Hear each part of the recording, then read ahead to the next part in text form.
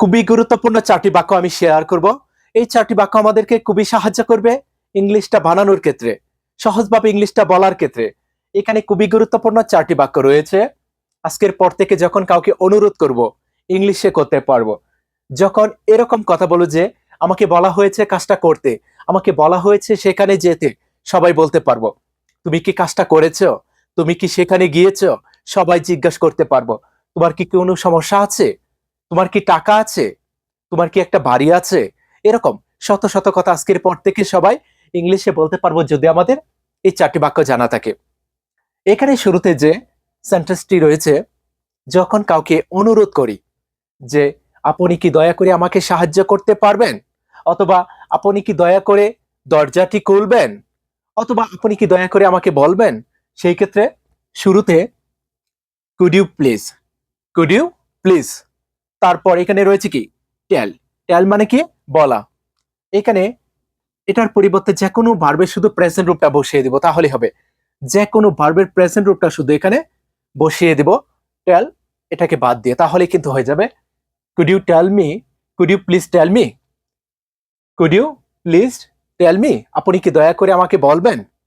এখন যদি বলি, জিজ্ঞাসা করি যে আপনি কি দয়া করে আমাকে সাহায্য করবেন, কুড ইউ প্লিজ, তখন টেল এর পরিবর্তে হবে কি হেল্প।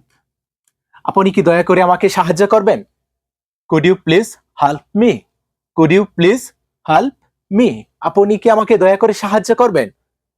যদি জিজ্ঞাসা করি আপনি কি আমাকে কিছু টাকা দিবেন, কুড ইউ প্লিজ, সেই ক্ষেত্রে এখানে হবে কি গিভ মি সাম মানি, আপনি কি আমাকে দয়া করে কিছু টাকা দিবেন। Okay, could you please give me some money, আপনি কি আমাকে দয়া করে কিছু টাকা দিবেন। যদি কারো কাছে টাকা চাই অথবা ধার চাই, সেই ক্ষেত্রে কিন্তু এভাবে বলতে পারবো। Okay, next, I have been told, আমাকে বলা হয়েছে। কোন একটি কাজ করতে কি কাউকে বলা হয়েছে, সে বলা হয়েছে কাজটা করতে, আমাকে বলা হয়েছে সেখানে যেতে, তোমাকে বলা হয়েছে কাজটা করতে, তাদেরকে বলা হয়েছে খেতে। এরকম যত কথা বলবো সবাই কিন্তু ইংলিশে বলতে পারবো যদি এই বাক্যটি জানা থাকে। শুরুতে সাবজেক্ট, তারপরে এখানে রয়েছে কি হ্যাভ, হতে পারে হ্যাভ অথবা হ্যাজ, সাবজেক্ট অনুযায়ী এই বিষয়টা মনে রাখতে হবে। Kamal has, he has, Mina has, এরকম। আই হ্যাভ বিন টোল্ড, আমাকে বলা হয়েছে টু গো, যেতে, আমাকে যেতে বলা হয়েছে। I have been told to go, আমাকে যেতে বলা হয়েছে। এখন যদি বলি যে আমাকে সাহায্য করতে বলা হয়েছে, I have been told to help, I have been told to help, আমাকে সাহায্য করতে বলা হয়েছে। শুধু গো বাদ দিয়ে এখানে যে কোনো ভার্বের প্রেজেন্ট রূপটা বসিয়ে দিব তাহলে হবে আই হ্যাভ বিন টোল্ড, আমাকে বলা হয়েছে টু টেল, বলতে।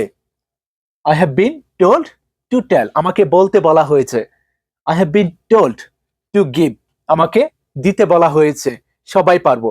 ওকে, শুধু এখানে যে কোনো ভার্বের প্রেজেন্ট রূপটা বলবো, এখানে যে কোনো সাবজেক্ট হতে পারে, যাকে বলা হয়েছে তাকে সাবজেক্টের জায়গায় বলবো, তার সাথে দেখবো হ্যাভ হয় নাকি হ্যাজ হয়, এই বিষয়টা শুধু আমাদের মনে রাখতে হবে। তারপর been, been told to, been told to এরপরে শুধু ভার্বের প্রেজেন্ট রূপটা বসিয়ে দিব তাহলেই হবে।